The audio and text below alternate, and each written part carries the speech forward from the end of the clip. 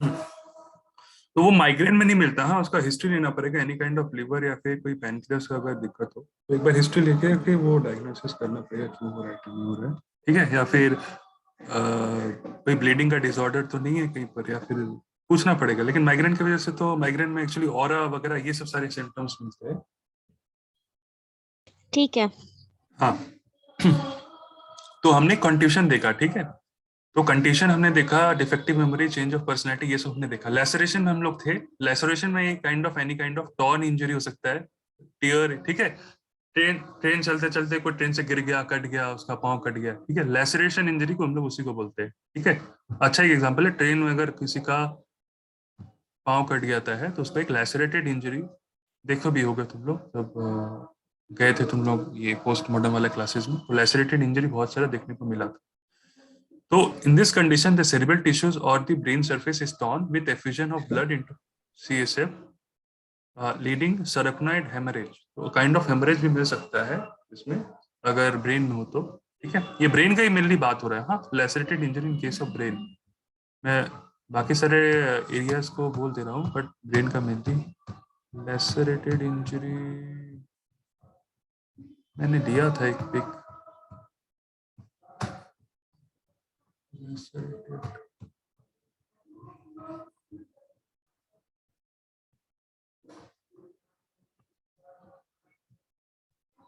अच्छा देखते हैं।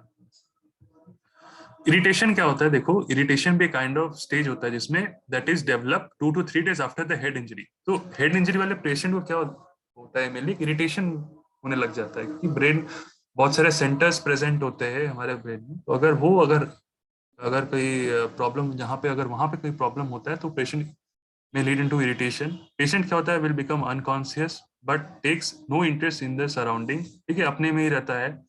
Victims lies curled up in the bed with face hidden beneath the cloth। जिसको head injury का पेशेंट होता है वो मेनली अगर तुम लोग देखोगे भी तो कैसे एक पर्टिकुलर पोजीशन में वो आ जाता है, इसको हम लोग बोलते हैं कर्ल्ड अप पोजीशन। अगर कर्ल्ड अप पोजीशन जैसे अगर नहीं समझ आ रहा है, कर्ल्ड अप किसको बोलते हैं, देखो ये वाला पोजीशन तो हम लोग कर्ल्ड अप पोजीशन बोलते हैं, ठीक है। ये वाला जो पोजीशन है, हाथ पाव को मेनली क्या करता है, एकदम मोड़ लेता है, एक पर्टिकुलर पोजीशन में आ जाता है, ठीक है। तो इस काइंड ऑफ पोजीशन में देखोगे कि जो लोग हेड इंजरी के पेशेंट होते हैं मेनली बेड में क्या करते हैं, कर्ल्ड पोजीशन में हो जाता है, ठीक है। और जो फेस है ना बेसिकली क्लोथ के अंदर वो ऐसे डाल करके रखते हैं। तो इतना इरिटेशन उनमें होता है और इस पर्टिकुलर पोजीशन में वो लोग बेड पे मिलेंगे, ठीक है। क्या होता है, लाइट से वो लोग दूर भागते हैं, लाइट उन लोग को बर्दाश्त नहीं होता है। जितने सारे इंटरफेरेंस है, इंटरेक्शन है, सबसे उन लोगों को चिड़चिड़ा होने के काइंड ऑफ मिलेगा। और बीच बीच में वो लोग वायलेंट होने लग जाएंगे, अब्यूसिव होने लग जाएंगे, गाली गलौज करेंगे, डिप्रेसिव हो जाते हैं, कंसंट्रेशन नहीं लगता उनको, डिफेक्टिव मेमोरी हो जाता है। तो these symptoms disappear after some period, ये कुछ टाइम तक रहता है फिर ये डिसअपियर हो जाता है। ये उतना इंपॉर्टेंट नहीं है, हाँ जस्ट रीड कर रहा हूँ मैं। जितना कंकशन और कंट्यूशन इंपॉर्टेंट था ये इतना इंपॉर्टेंट नहीं है। कंप्रेशन वेरी वेरी इंपॉर्टेंट है, कंप्रेशन बहुत इंपॉर्टेंट है। कंप्रेशन क्या, कंप्रेशन कि कितने टाइप्स का हो सकता है, मेनली ये 4 टाइप्स का होता है, यहाँ पे 3 टाइप्स से लिखा हुआ है। तो ये कंप्रेशन कैसा कैसा हो सकता है, देखो compression can be number 1 epidural, ठीक है। अगर एपिड्यूरल हिस्सा में कंप्रेशन हुआ it can lead to epidural haematoma, ठीक है। नंबर 2 इज सबड्यूरल हेमाटोमा, ठीक है। Third one is subarachnoid haemorrhage, ठीक है। अच्छा haematoma and haemorrhage both are different thing, हाँ एक से नहीं। हेमाटोमा एक्चुअली क्या होता है, ब्लड है जब क्लॉट को हम लोग बोलते हैं तब हम लोग उसको हेमाटोमा बोलते हैं। हेमोरेज जब हम लोग ब्लीडिंग कहीं से होता है उसको हम लोग हेमोरेज बोलते हैं। तो हेमाटोमा और हेमोरेज को कभी एक जैसा मत। Number 4 is intra cerebral, cerebrum के अंदर, ठीक है। देखो पहला एक एपिड्यूरल है बाहर, पहले जो स्कल है देखो 3 से डिवाइड हुआ है, आउटर वाला है ड्यूरा मैटर, मिडिल वाला है आरेक्नॉइड, अंदर वाला है पाया मैटर, ठीक है। उसके अंदर ब्रेन टिश्यू सारे हैं। तो ड्यूरा के बाहर हम लोग बोलते हैं, ड्यूरा के बाहर हम लोग बोलते हैं एपिड्यूरल, सॉरी सब, हाँ एपिड्यूरल। ड्यूरा और अरेक्नॉइड का हम लोग अंदर बोलते हैं सब ड्यूरल। अरेक्नॉइड और पाया के अंदर हम बोलते हैं सब अरेक्नॉइड, ठीक है। और अंदर वाला पार्ट को हम लोग बोलते हैं इंट्रासेरिब्रल या इंट्राक्रेनियल, जो भी बोलो, इंट्रासेरिब्रल हेमरेज। तो डिपेंडिंग अपॉन द इंजुरी, ठीक है, डिपेंडिंग अपॉन द इंजुरी, बहुत इंपॉर्टेंट पॉइंट है, डिपेंडिंग अपॉन द इंजुरी कहाँ पे हुआ है इसका शेप हेमाटोमा और हेमोरेज का डिफरेंट मिलेगा। अगर एमआरआई या फिर सीटी स्कैन ब्रेन में देखते हो तो डिपेंडिंग अपॉन दी इंजरी उसमें शॉर्ट शॉर्ट डायग्नोसिस लग जाता है ये कहाँ का हेमरेज या हेमाटोमा में हुआ है। ठीक है, अंदर की तरफ हुआ है ये तो अंदर की तरफ ऐसे समझ में ही आता है कि इंट्रासेरेब्रल हेमोरेज हुआ है। बचता है तीन, एपिड्यूरल, सबड्यूरल और सब एरेक्नॉइड। यहाँ पे अगर हेमोरेज या हेमाटोमा हुआ है तो वो किस शेप में मिलता है हेमोरेज, ये बहुत इंपॉर्टेंट है। तुमको शेप देख करके डायग्नोसिस बनाना है कि एपिड्यूरल हेमोरेज हुआ है या सब एरेक्नॉइड हुआ है या सब ड्यूरल हुआ है। तो देखो, अगर सब ड्यूरल हुआ या पहले हम लोग कहते हैं एपिड्यूरल अगर हुआ तो एपिड्यूरल वाला हेमाटोमा या हेमरेज अगर सीटी स्कैन में देखो तो ये क्या होता है, कन्वेक्स लेंस शेप्ड होता है, इसका शेप ऐसा रहता है। This is called as epidural haematoma, epidural. If it is subdural then we will get a crescent shaped, जैसे चांद होता है ना, चांद चांद के जैसा एक क्रिसेंट शेपेड होता है, आधा चांद जो होता है उसके साथ एक क्रिसेंट शेप का होता है। So if there is any crescent shape, then we will get as a subdural hematoma. If there is any convex appearance, that is lens का जैसा appearance, we will confirm it as a epidural hematoma. ठीक है। If अगर यहाँ पे क्या होगा, अगर आरेक्नॉइड का अगर हेमरेज हुआ तो ये क्या होता है, देखो आरेक्नॉइड का अगर हेमरेज हुआ तो देखो ये कैसा अपीयरेंस होगा, यहाँ पे देखो इस टाइप का एक अपीयरेंस होगा, 3D लाइक अपीयरेंस होता है। यहाँ पे यहाँ पे यहाँ पे यहाँ पे देख रहे हो, यहाँ पे ना कोई क्रिसेंट शेपेड का है ना कोई तुम्हारा कन्वेक्सिटी कोई अपीयरेंस है, यहाँ पे देखो 3D लाइक अपीयरेंस है जैसे अरेक्नॉइड वाला हिस्सा है। तो ये एक अरेक्नॉइड वाला है।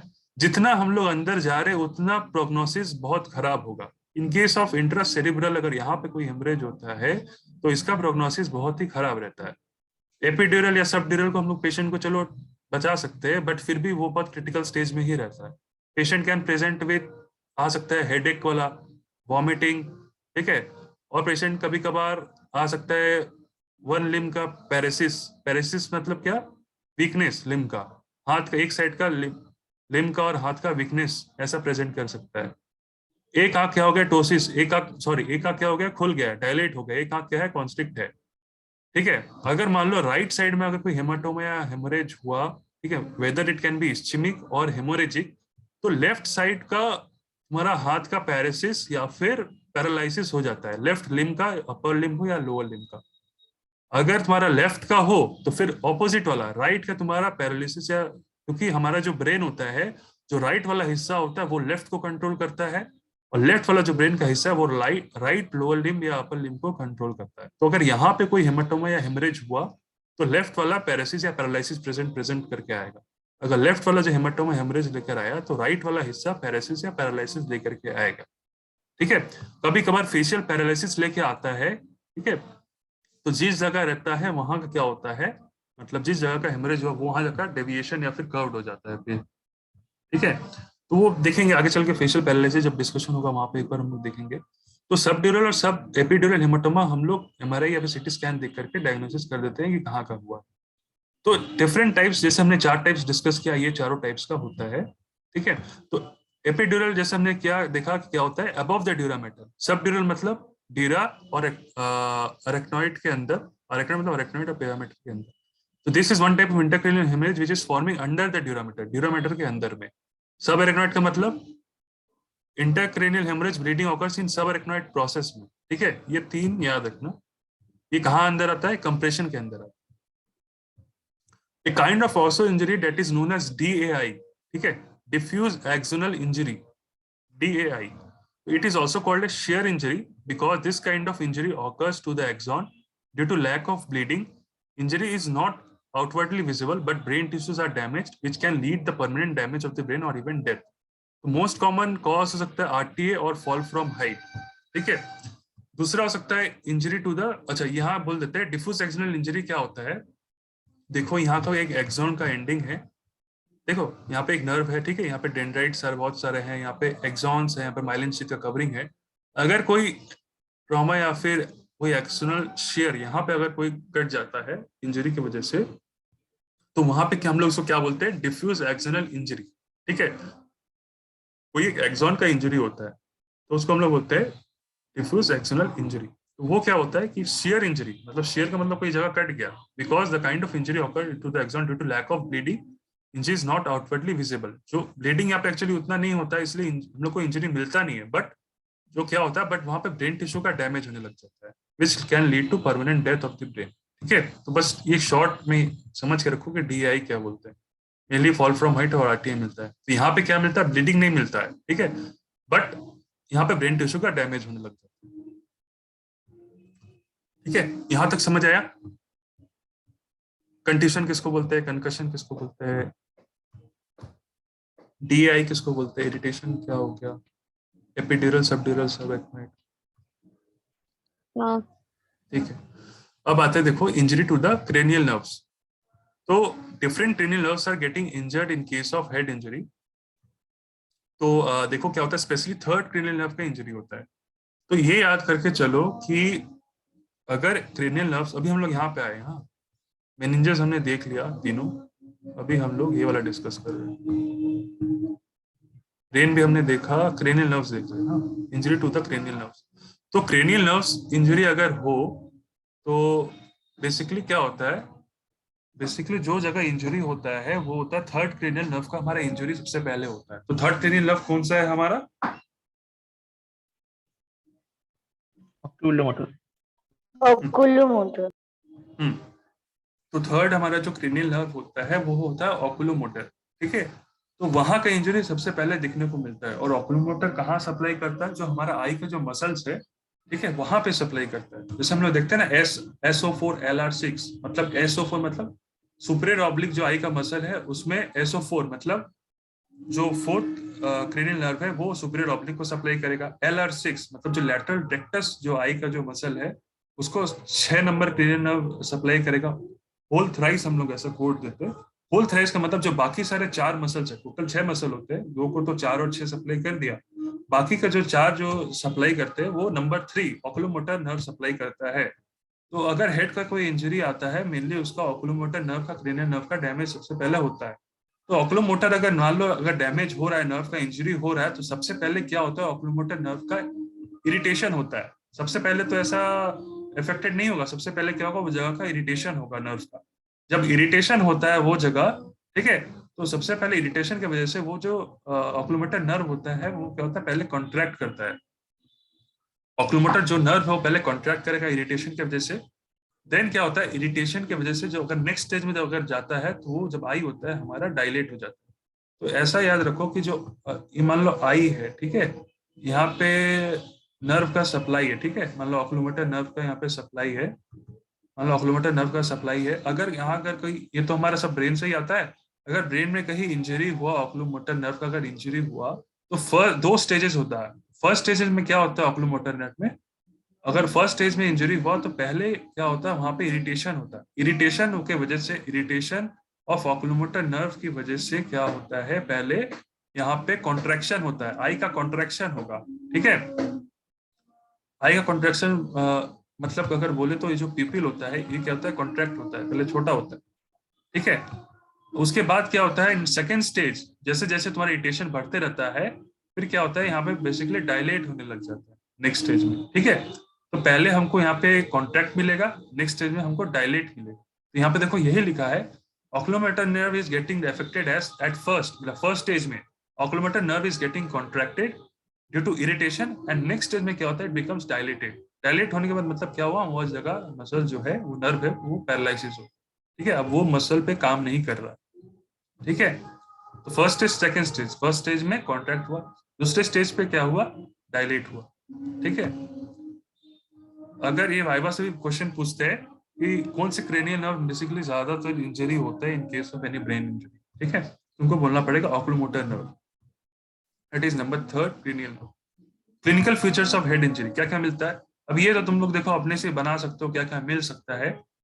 तो पेशेंट्स कम्स विथ कॉन्सियसनेस, कभी कभार अगर छोटा मोटा अगर हुआ तो कॉन्सियसनेस रहेगा, या फिर अनकॉन्सियस ज्यादा बड़ा हुआ तो अनकॉन्सियसनेस, सेमी कॉन्सियस स्टेट में भी जा सकता है। ठीक है, पेशेंट में बिकम एसोसिएटेड विथ PTA। ठीक है, PTA का मतलब होता है पोस्ट ट्रॉमेटिक एमनेशिया। ठीक है, पोस्ट ट्रॉमेटिक एमनेशिया। ठीक है, तो पहला हमने देखा कॉन्सियसनेस लेवल रह सकता है, नहीं ले सकता, semi conscious state. Post traumatic amnesia अच्छा क्या होता है, पोस्ट ट्रॉमेटिक कॉन्सियस उसको बोलते हैं, एक पर्टिकुलर टाइम पीरियड होता है that is the time period after a period of unconsciousness when the injured person is conscious, ठीक है, and awake. एक पीरियड होता है जब पेशेंट अनकॉन्शियस रहता है, बट जब वो अपना जो होश होता है वो अगर कॉन्शियस अगर आना, जब जब वो मतलब वो तो अनकॉन्शियस पहले रहेगा, तो जब कॉन्शियसनेस उसको आ जाता है तब पेशेंट कैसा बिहेव करता है, एक बिजार अपीयरेंस, मतलब एक बिजार वे से वो बात करता है, उसका मैनर ही बहुत अनकैरेक्टरिस्टिक वे में रहता है, मतलब ठीक ठाक से बात नहीं करेगा करेगा, ठीक है, बहुत इरिटेशन फील रहता है, बिहेव अच्छे से नहीं करेगा। तो पोस्ट ट्रॉमेटिक अमनेशिया का मतलब आफ्टर द ट्रॉमा वो अपना याददाश्त को वापस ले आ रहा है, ठीक है, बट उसका बिहेव बहुत अच्छा नहीं रहता है, ठीक है, एक अनकैरेक्टरिस्टिक मैनर में वो बिहेव करता है, तो उसको हम लोग बोलते हैं पोस्ट ट्रॉमेटिक अमनेशिया। तो ये फीचर्स हमको हेड इंजरी में मिल सकता है, ठीक है। ये 4 ग्रेड का रहता है depending upon the injury, mild, moderate, severe और सीरियस। अगर माइल्ड रहा तो ये 1 आवर के अंदर, अगर जो पीटीए रहता है वो लेस देन 1 आवर रहता है। अगर मॉडरेट में रहा जो पीटीए रहता है 1 to 24 आवर्स के अंदर रहता है। अगर सीवियर रहा तो पीटीए जो होता है वो 1 to 7 डेज के अंदर रहता है। सीरियस अगर हुआ तो करीब एक से 2 सप्ताह या फिर उससे ज्यादा भी लगा सकता है, ठीक है। पीटीए जब तक रहता है 1-2 सप्ताह तक रह सकता है। नंबर 3 है हेडेक, जैसे बताया था, नौशिया, वॉमिटिंग, ठीक है, टिनिटस, कान में से झिनझिन आवाज आएगा, हेमरेज, हेमरेज तो दिखाई हमने, ठीक है। अब आते हैं examination of head injury. Examination देखो, ये क्वेश्चन ऐसा पूछा था एग्जाम में कि एग्जामिनेशन ऑफ हेड इंजरी कैसे कैसे करते हैं, तो ये 12 पॉइंट्स याद रखना। जो हम लोग हेड इंजरी का एग्जामिनेशन करते हैं 1 से 12 पॉइंट याद रखना। सबसे पहले हम लोग, ये क्लिनिकल सिनेरियो में बहुत इंपॉर्टेंट है, पेशेंट को हम लोग एग्जामिनेशन करते हैं तो ये सारा पॉइंट्स ही फॉलो करते हैं, ठीक ठीक है। तो पहले हम लोग कंसिस्टेंस चेक करेंगे, दूसरा पेशेंट का पोजीशन देखेंगे, एग्जामिन करेंगे, थर्ड हेड का देखेंगे, चौथा आई देखेंगे, फिफ्थ देखेंगे ब्लीडिंग कहाँ से आ रहा है, ठीक है, हमने जैसे देखा नोज से, ईयर से या माउथ से आ रहा है। दूसरा छठा नंबर देखेंगे, number 6 point is rigidity of the neck. 7 देखेंगे respiration. Number 8 is pulse and BP. 9 temperature. 10 is any neurological deficient. 11th is cranial nerve and 12th is other CNS manifestation. तो फर्स्ट पहले discuss करते हैं depth of the consciousness, patient का consciousness कितना रहेगा कितना नहीं रहेगा। भैया ये चीज मतलब सीक्वेंस में ही लिखना होता है? ये वाला अगर सीक्वेंस में नहीं, वैसा कोई इसका ऐसा रोल नहीं है कि सीक्वेंस में ही लिखना पड़ेगा, ये आगे पीछे भी लिख सकते हो, ऐसा नहीं है। बट हाँ, पहले अगर वाइटल से स्टार्ट करते हो तो ज्यादा अच्छा रहेगा, उसके बाद तुम ये सब में जाना, यानी न्यूरोलॉजिकल डेफिशिएंट हुआ कि नहीं, तो वाइटल्स पहले लिख करके उसके बाद ये सब सारा पॉइंट्स लिखो तो सही रहेगा। वैसा कोई नेसेसरी नहीं है कि अगर सीक्वेंस में लिखो, बट लिखो तो अच्छा है, नहीं लिखो तो और भी अच्छा है। तो देखो क्लिनिकल एग्जामिनेशन हम लोग देखते हैं, तो देखो डेप्थ ऑफ द, मतलब फर्स्ट पॉइंट हम लोग डिस्कस कर रहे हैं, हाँ, डेप्थ ऑफ द कॉन्शियसनेस, वो कैसे हम लोग डिटेक्ट करेंगे कैसा है कैसा नहीं है। तो तुम लोग पढ़े भी होगे सर्जरी में, या फिर ऐसा सुने भी होगे, या फिर देखे भी होगे, ग्लासगो कॉमा स्केल, ठीक है, ये बहुत इंपॉर्टेंट है, ग्लासगो कॉमा स्केल, ठीक है। ये स्केल से हम लोग पढ़े भी होगा आगे, फिर भी एक बार रिवाइज हो जाएगा। तो क्या होता है ग्लासगो कॉमा स्केल में, पहले देखो डेप्थ ऑफ द कॉन्शियसनेस कैसे हम लोग चेक करेंगे। पहले हम लोग एक्सेस करेंगे, to access the patient conscious level the painful stimuli. पहले क्या करते हैं ना, पेशेंट कॉन्शियस है कि नहीं है, जो क्लिनिकल सीनियर में क्या करते हैं ना, एक एक कॉटन लेते हैं, हाँ, कॉटन का एक छोटा सा पतला सा एक ऐसा रोल करके एक ऐसा पॉइंटेड एक बना देते हैं। अब इस पॉइंटेड को ना क्या करते हैं, आई में ऐसा देते हैं, आंख खोल करके यहाँ पे कॉटन का जो ये जो पार्ट है इसको आई में टच कराते हैं, तो उसका प्यूपिल का रिफ्लेक्स देखते हैं कि इसका है कि नहीं है पेशेंट का। तो क्लिनिकली ऐसे करते हैं। और भी कुछ सारा प्रोसेस है, बेसिकली क्या करते हैं, जो सुप्रा ऑर्बिटल नर्व है उसको प्रेस करके देखते हैं, पेशेंट अगर प्रेस करने के बाद पेशेंट जाग रहा है, अराउज हुआ कि नहीं, ठीक है, ऐसा करके भी चेक करते हैं। या फिर पेशेंट को ऐसा पुश करते हैं, आगे पीछे करते हैं, पेशेंट जाग रहा है कि नहीं, या फिर कोई प्रिक करते हैं पेशेंट को पाव में या फिंगर टिप्स में, पेशेंट कॉन्शियस है कि नहीं।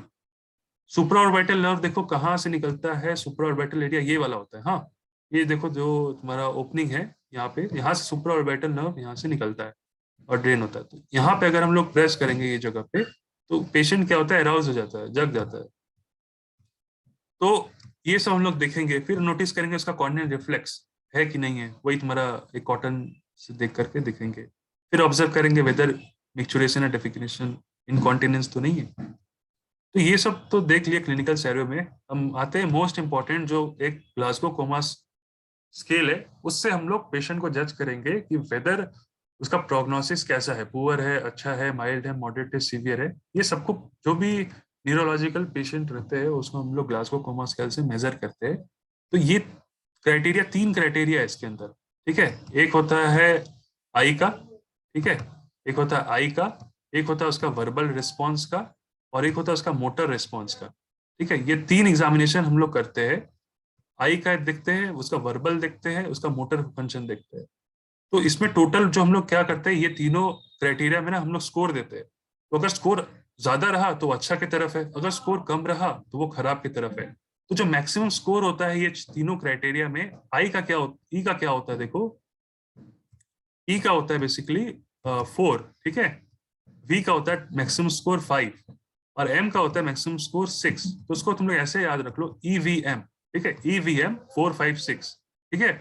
आई, वी से वर्बल, एम से मोटर, ईवीएम 4, 5, 6। तो देखो आई का अगर मान लो पेशेंट है, सोया हुआ है, अगर आई खुल ही नहीं रहा है तो उसको हम लोग स्कोर देंगे 1। अगर पेशेंट को हम लोग क्या कर रहे हैं, पाव में एक स्टिमुलस दिए, ठीक है, अगर उसमें उसका आंख खुल गया तो उसका हमने दिया स्कोर 2। अगर हमने इसका स्कोर 3 कब देंगे, जब हमने उसको बुलाया, पेशेंट का नाम पूछा, ठीक है, वो जाग गया और वो मुझे आंसर दे पा रहा है ठीक ठाक, ठीक है। नंबर 3, अगर वो आंख खोल के ही रखा है और नॉर्मली सब कुछ देख रहा है, कर रहा है, तो उसको हम लोग देंगे 4। तो मैक्सिमम स्कोर आई ओपन का होता है 4, ये याद रखना। वर्बल रेस्पॉन्स का मैक्सिमम, जैसे हमने पढ़ा ईवीएम 4, 5, 6, तो वर्बल रेस्पॉन्स का मैक्सिमम स्कोर होता है 5, ठीक है। ये अगर मान लो वर्बल, हम उसको बुला रहे हैं जोर से, ठीक है, वो नहीं सुन रहा है, स्कोर 1। अगर हम लोग उसको बुला रहे, ठीक है, बट वो सुन रहा है बट कुछ रिस्पॉन्स नहीं कर रहा है, उसको हम लोग स्कोर देंगे 2।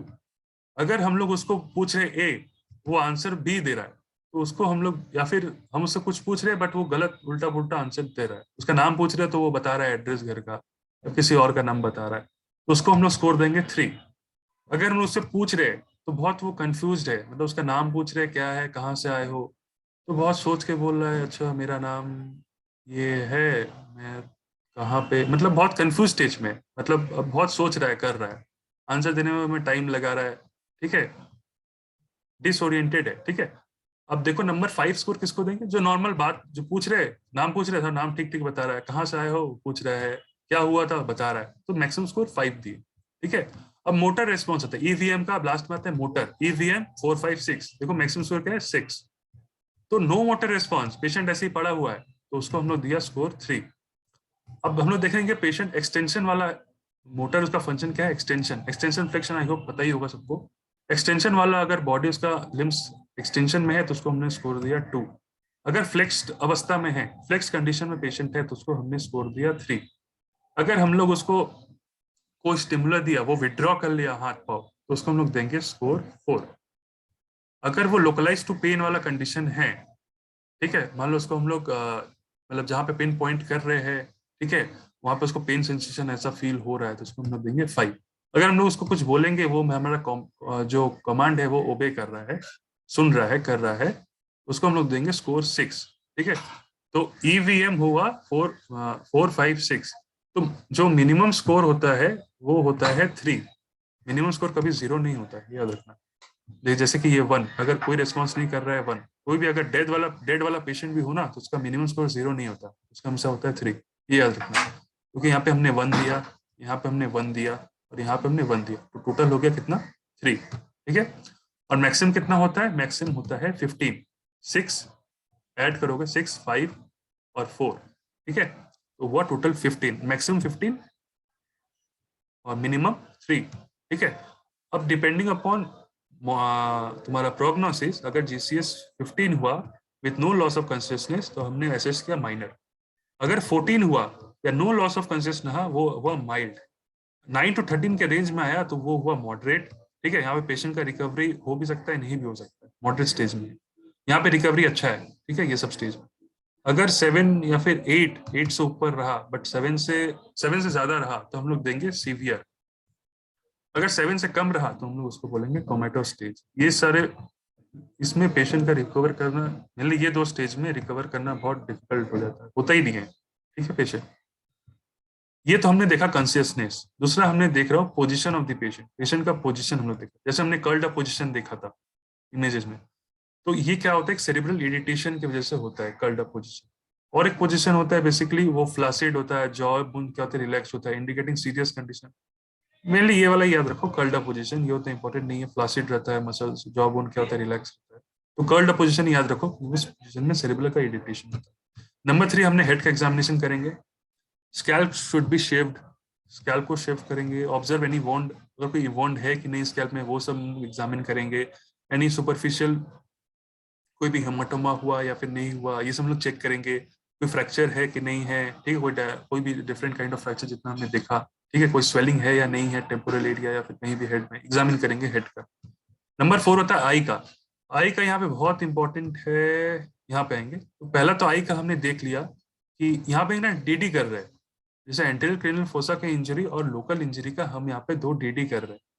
एंटीरियर क्रेनियल फोसा का हमने इंजरी में देखा था इकाइमोसिस हो रहा था, रकून साई हमने देखा था, ठीक है।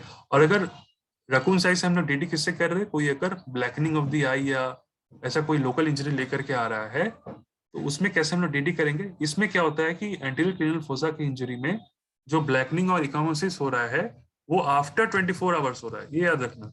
24 घंटे के बाद इकाइमोसिस हो रहा है। बट अगर कोई लोकल इंजरी रहा, उसका कोई ब्लैकनिंग ऑफ द आई रहा, वो पहले ही आ सकता है। तो पेशेंट से पूछेंगे कि इंजरी होते हुए कितना टाइम आपको हुआ। अगर पेशेंट बोलेगा कि मेरा 12 घंटा या फिर 10 घंटा इतना ही टाइम हुआ, बट उसका ब्लैकनिंग आ गया है, तो उसको हम लोग एंटीरियर क्रेनियल फोसा इंजरी का नहीं सोचेंगे, उसको हम लोग सोचेंगे कोई लोकल इंजरी है, उसकी वजह से ब्लैकनिंग हो गया। बट ऐसा अगर सोचेंगे कि 12 घंटा बाद अपियर कर रहा है, तो 12 घंटा, सॉरी 24 घंटा बाद ऐसा अपियर कर रहा है, इकाइमोसिस हो रहा है, पेशेंट अगर बोला 1 दिन के बाद मेरा ऐसा देखने को मिल रहा है, तो हम लोग सोचेंगे कि हाँ एंटीरियर क्रेनियल फोसा का इंजरी माइट भी हो सकता है। फिर फर्दर इन्वेस्टिगेशन के लिए पेशेंट को हम लोग भेजेंगे। ये वही लिखा हुआ है, फर्स्ट लोअर आईलिड में होगा, फिर ड्यू टू ग्रेविटेशन की वजह से देन अपर आईलिड के में होगा। ये इकाइमोसिस स्प्रेडिंग कहाँ का हो सकता है, एनी काइंड ऑफ आई में भी, चीक में भी, फोरहेड और साइड कहीं भी हो सकता है फेस में। ये हम लोग डीपडी कर रहे हैं, हाँ, यानी अगर लोकल इंजरी रहा और एंटीरियर क्रेनियल फोसा का इंजरी में हम लोग डिफरेंशिएट डायग्नोसिस कर रहे हैं। इफ एक्सेस ब्लीडिंग रहा, there of eyeball will be pushed forward, loss its mobility, mobility वगैरह लॉस हो जाएगा। Subconjunctival haemorrhage found in which is not moving along with conjunctiva. यहाँ पे क्या होता है, conjunctival haemorrhage is moving along with, मतलब जो कंजक्टिवा है वो मूव कर रहा है जहाँ पे हेमोरेज हुआ, यहाँ पे वो मूव नहीं करेगा कंजक्टिवा के साथ, ठीक है। अब ये वाला बहुत इंपॉर्टेंट है, प्यूपिल साइज। प्यूपिल साइज क्या होता है, अच्छा माथे ढुक रहा है कि नहीं ढुक रहा है, मतलब समझ में आ रहा है कि नहीं आ रहा है, ये ऊपर से जा रहा है सब। आ रहे हैं ऑलमोस्ट। अच्छा, सबको आ रहा है ना, क्योंकि ऐसा हैंग तो नहीं हो रहा है ना, ज्यादा तो नहीं लग रहा है ना। कंटिन्यू करें और ज्यादा ठीक है। अगर ऐसा लगे कि नहीं अब नहीं ले पा रहे तो स्टॉप करने बोल देना, हाँ। ऐसा नहीं कि सुनते रहो और कुछ समझना है बस, हाँ सुनने के लिए ऐसा सुन रहे हो। जहां पर ऐसा लगेगा, किसी को भी अगर ऐसा लगेगा कि नहीं और नहीं ले पा रहे तो बोल देना, स्टॉप कर देंगे, हाँ नेक्स्ट में डिस्कस करेंगे। तो देखो प्यूपिल साइज क्या होता है। प्यूपिल साइज हम लोग चेक करते हैं, यहाँ पे एक बहुत इंपॉर्टेंट है हचिंसंस प्यूपिल, ये वाला बहुत इंपॉर्टेंट है, हाँ इसको हम लोग डिस्कस करेंगे, कर रहे हैं अभी। तो हचिंसंस प्यूपिल ये वाला बेसिकली वही बोला है कि पहले वो सेरिब्रल थोड़ा ये हो गया, थोड़ा विजिबिलिटी कम हो गया इसका, सेरिब्रल कंप्रेशन हो जाता है यहाँ पे। हचिंसंस प्यूपिल देखने को मिलता है जब सेरिब्रल कोई कंप्रेशन हो, जैसे हमने देखा था 3 कंप्रेशन देखा था, ठीक है, वहां पे हचिंसन प्यूपिल देखने को मिलेगा। तो वो क्या मिलेगा, देखो हचिंसन प्यूपिल होता क्या है पहले, सबसे पहले तो पहले ये जान लो, 10 मिनट्स ही है, ठीक है। तो देखो क्या होता है, मान लो मेरा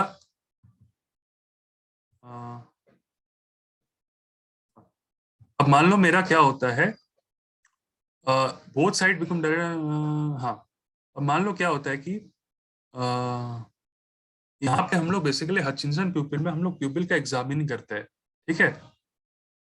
मान लो सबसे पहले बेसिकली जो प्यूपिल हमने देखा था ऑक्यूलोमोटर नर्व की वजह से इंजरी हो रहा था, राइट। ऑक्यूलोमोटर नर्व हम देख रहे थे, उसका इरिटेशन हो रहा था, उसके वजह से हमारा इंजरी हो रहा था, ठीक है। तो मान लो अगर मेरा ये राइट का,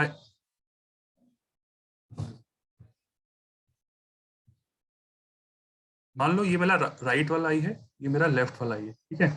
मेरा जो इंजरी हुआ है, जो मेरा नर्व का दिक्कत हो रहा है, ये मेरा राइट वाला में हो रहा है। लेफ्ट वाला ऑल इज ओके, लेफ्ट वाला में कोई नहीं है, कोई दिक्कत नहीं है। तो मान लो ये वाला जो अगर राइट वाला मेरा इंजर्ड आई है, ये मेरा लेफ्ट आई है, तो फर्स्ट स्टेज में क्या होगा? फर्स्ट स्टेज में हमने पढ़ा था ना कि यहाँ पे पढ़ा था ऑक्यूलोमोटर नर्व का पहले क्या हो रहा है, इरिटेशन हो रहा है, कॉन्ट्रैक्ट हो रहा है, फिर डायलेट हो रहा है, ऊपर में पढ़ा था।